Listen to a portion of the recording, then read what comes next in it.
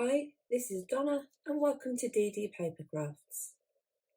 In today's video we're going to be making this gift tray gift bag, which as you can see I've made mine to suit two creams, and it also has pockets which you could put other bits in.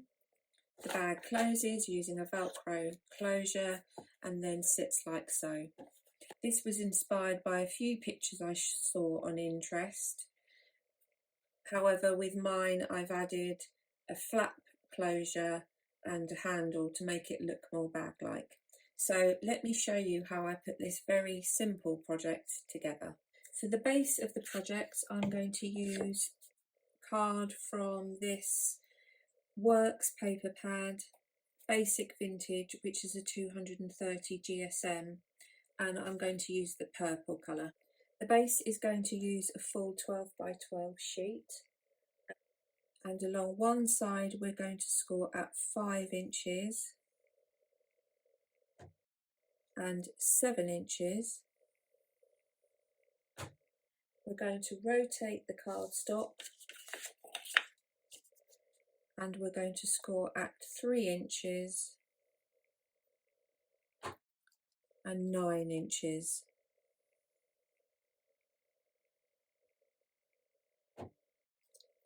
We're then going to fold and burnish along the score lines. We've burnished our score lines. We want to put the piece back into the scoreboard and we want to make a pencil mark at 3 1/4 and at 8 3/4, and we want to do that on both sides. 3 1/4, 8 3/4. Once we've made the pencil marks, we're going to cut diagonally from the top of the score line at 3 inches across to the pencil mark. We're going to do the same at the 9-inch score line down to the pencil mark on the right hand side. Then we're going to rotate the cardstock and do exactly the same thing. I've removed the triangles from each of the corners and I'm then left with a piece this shape. We're then going to fold in the 2 side flaps like so, and this is going to create the basis for our bag. The first thing I'm going to do is I'm going to re-burnish the score lines. So my score lines are now re-burnished, and the next step is going to be to decorate the inside panels. The panels that will be on show are this square here and then these pieces here. For the decoration I'm going to use this paper from Craft Consortium and I'm going to use the Ink Drops Rose, and my personal opinion is that this is one of those paper pads that you don't really like to cut into, but they're there to be used. So for the sections here, the 2 sections here, I'm going to cut 2 pieces which measure 5 3/4 by 4 3/4. So these will sit here and here.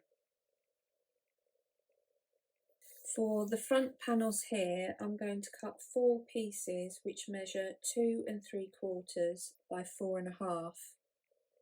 I'm then going to measure up from the bottom 1 3/8 and make a pencil mark.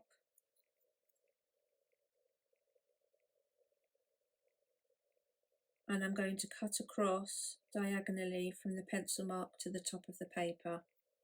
I'm going to do that on all 4 pieces. Obviously when you do this you need to bear in mind that on this side you're cutting on the left hand side of the rectangle. When you do this one you're cutting up on from the right hand side. So I'm going to do that on all 4 pieces. I now have my pieces cut out and I'm now going to adhere those And to add some strength to the bag, I'm going to use my Collall glue to adhere those down. So my inside pieces are now all glued down, and I'm going to set that to one side to dry, and I'm going to start on the tray, which is going to sit in this section here. For the internal tray, we need a piece which is 8.5 by 4.5, and along each side we're going to score at 1 inch and 1 3/8 of an inch.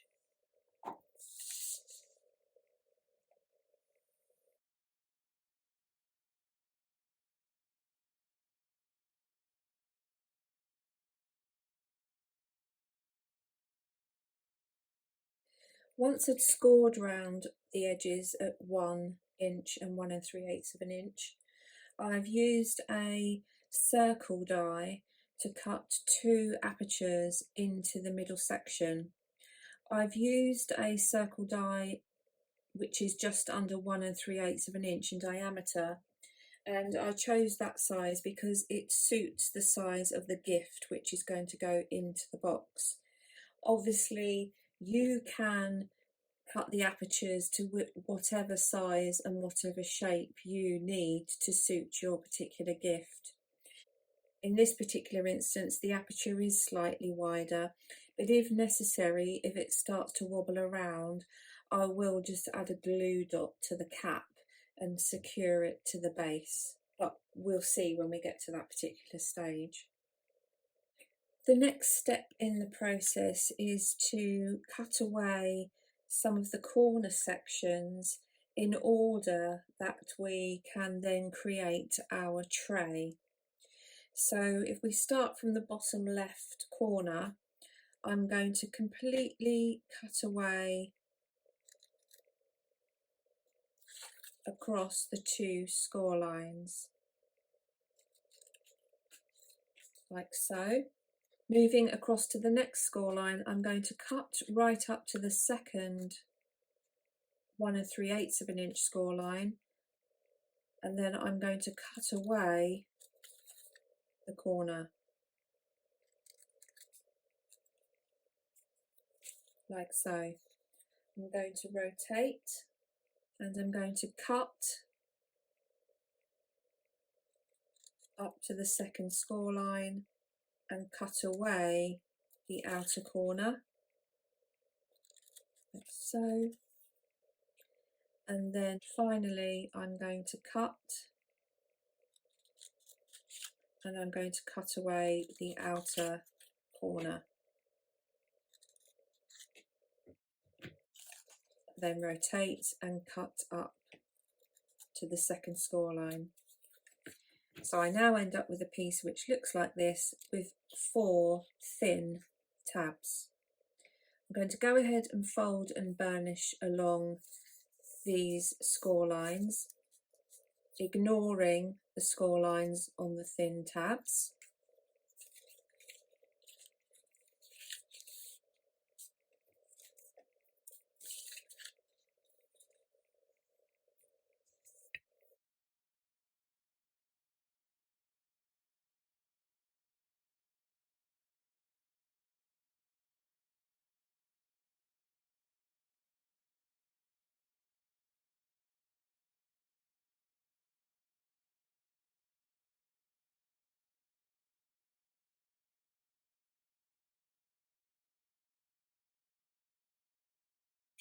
And now, using my quick grab glue, I'm going to fold the corners round and construct the tray. I'm going to add my quick grab glue to the thin tab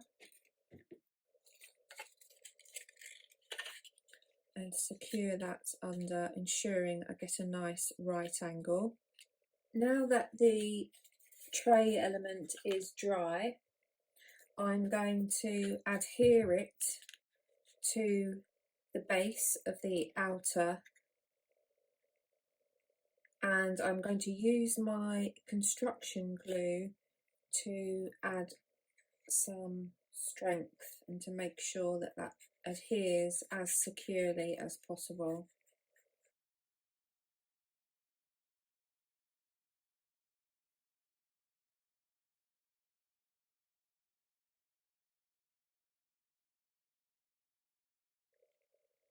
I'm just going to set this to one side with something on it just to weigh it down to make sure that it sticks down properly.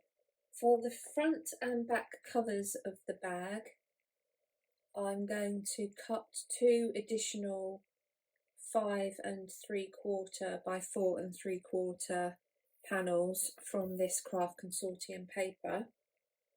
For the closure mechanism, I've cut a piece of card which is 6 inches by 4.5 inches, and I've scored along the 4.5 inch side at 1 inch. I've then rounded the corners with my corner rounder.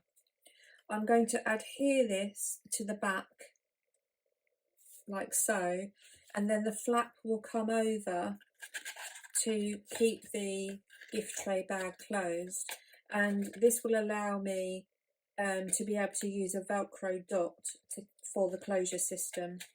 So I'm going to adhere that down now, and again I'm going to use my Collall.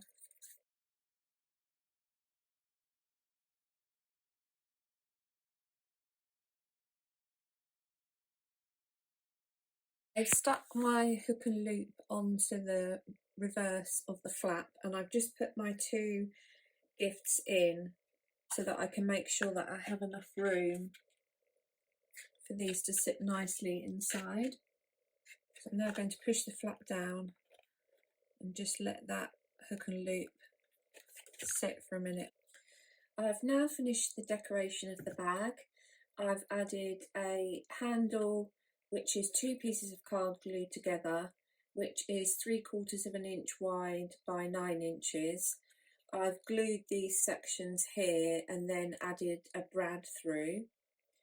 I've made a tag using some alcohol ink vellum which I got in my stash, which I'd made myself when I was experimenting one day. A tag which I've then embossed a sentiment on using Wow Hibiscus embossing glitter. The inside of the bag, I've covered the backs of the brads with a piece of paper there. You can see that the gifts fit in quite nicely, and in the 2 pouches you could add extra gifts. For instance, these ones could fit some eye masks in. You can make this bag any size, you can make the tray any size. Moving forward, I think that if I do not have a die which can create an aperture which suits my gift, I would perhaps make the tray taller so that it would have less space, as it were, for it to wobble about. So you can make the height to suit your requirements. You can add in as many apertures along here as you need to suit your gifts, and you can obviously make them any shape that you want. If, for example, you wanted to use a nail polish bottle, you could fit 1, 2, 3, maybe 4, certainly 3 nail polish bottles in this space here. So that's the finished project. I hope you've enjoyed watching the video. If you have, please give me a thumbs up, and if you'd like to see more videos in the future, please consider subscribing and hit the notification bell to let you know when more videos come out. Until next time, thanks for watching.